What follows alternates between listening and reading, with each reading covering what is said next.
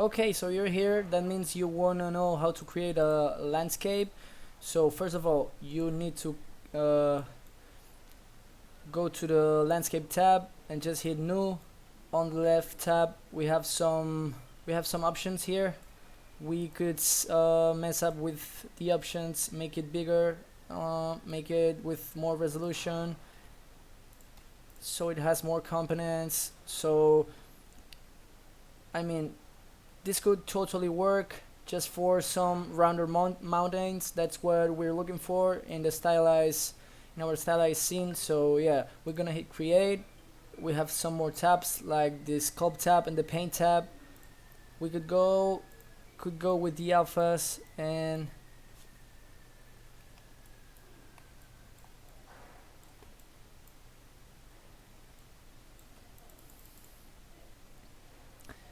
just create it like this and then just smooth it out.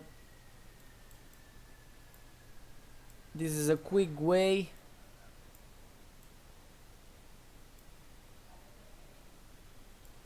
to create some variation on the ground and on the terrain. Look at this. If I just zoom in, you gonna see I've created like different kind of mountains. I mean, you could go to the sculpt and just lower the tool strength so you don't create the mountains this big. But well, this could work totally fine. Let's go to the select mode. We could see there is a landscape material here. There is a tab. I can see I have an instance. This instance, we could click it. Okay, this thing just supports RBTs, right? So right now it's totally black. In order for this to work, you need to enable our RBTs, create two random virtual textures, one for the color and one for the height. You just need to create an actor called random virtual texture volume, put it one here for the color, duplicate it for the height, and then on the virtual texture tab, texture with the color. Click on the volume and just click on the peak actor, just click on the landscape and set bounds again. Right, again, do it for the height. Just click on the height, click on the picker, click on landscape we just created, click again on set bounds, and now our landscape supports RVTs. Right, why is it black then?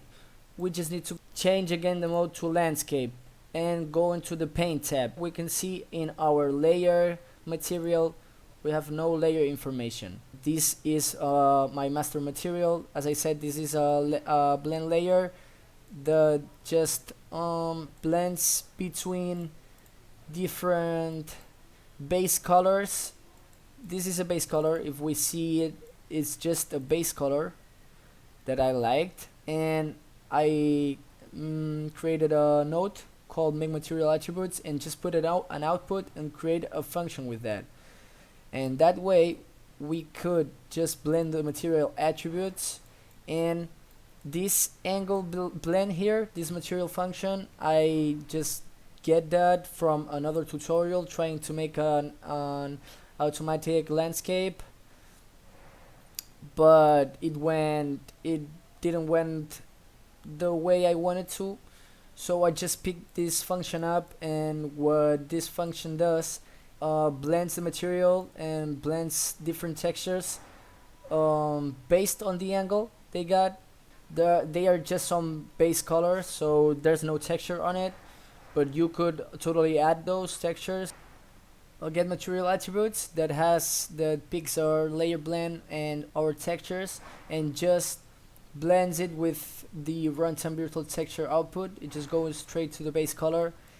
In the output, we need to set up our runtime virtual texture sample, the base color, and here we have to put our color to straight to the landscape.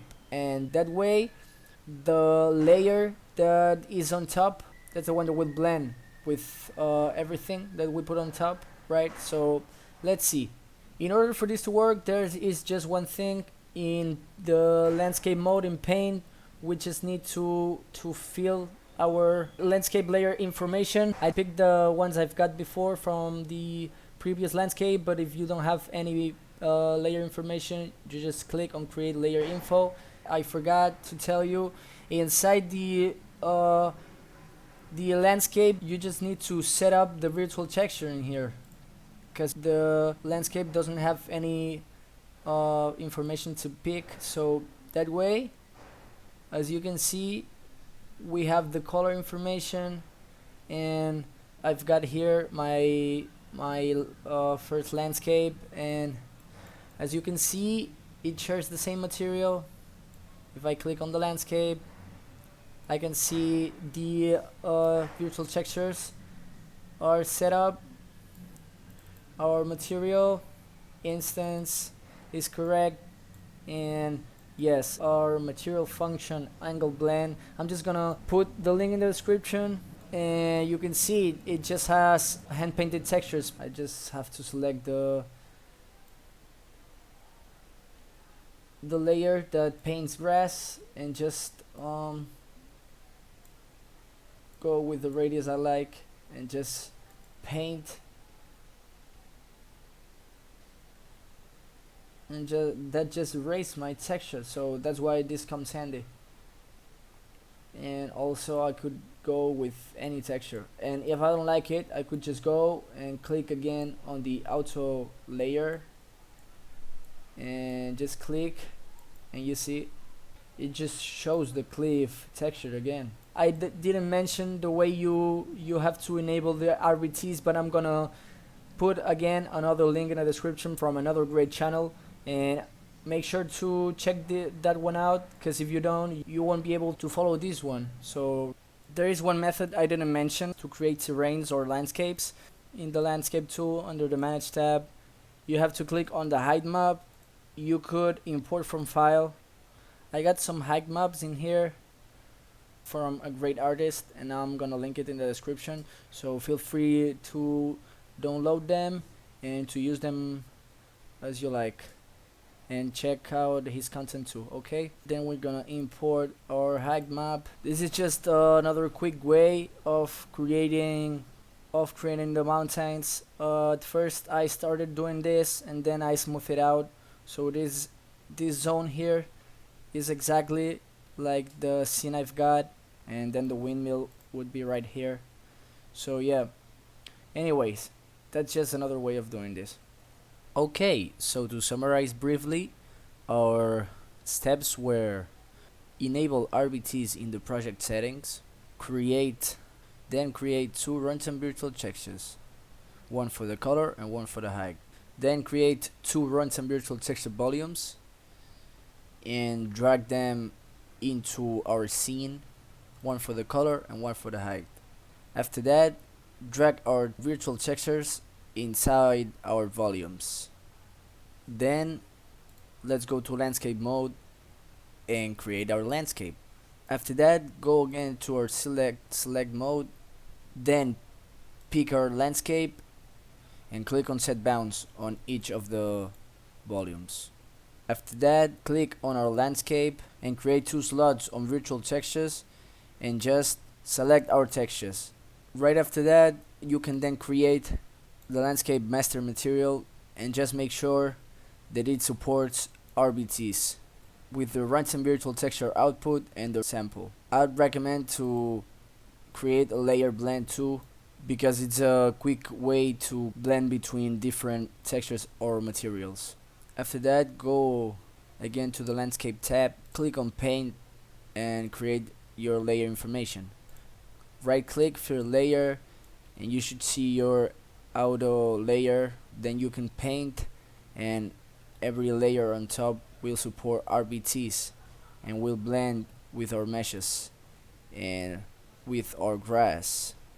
That's a quick way to approach creating landscapes inside Unreal Engine. And I'm sorry if you hear some noise in the background. Someone is having a party. But I mean, I needed to make this tutorial. I hope this helps you in any way.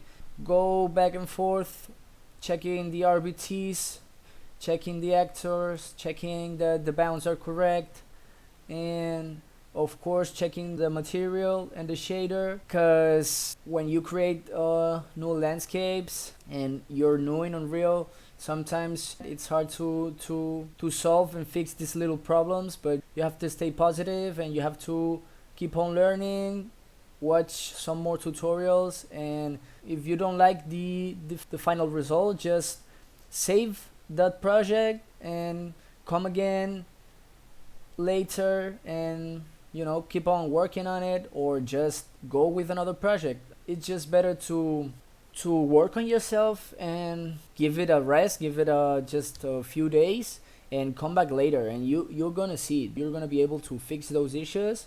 This is just practice, and that's the way of creating art. You just go back and forth doing what you like, and just to have some fun. Because if you are always touching the same thing and you're not fixing anything, that won't take you anywhere, right? Anyway, that's just a little bit of a reflection, because sometimes you want to see quick progress, but progress never comes alone. You need to work on it too. So yeah, I'm gonna keep on working on these tutorials and giving you some more tips. I'm gonna come up with another tutorial for the grass, and just I'm gonna do a quick breakdown for my landscape, and I guess that's all for now. So I want to say thank you everyone for watching, and keep staying motivated doing the thing you like. Bye.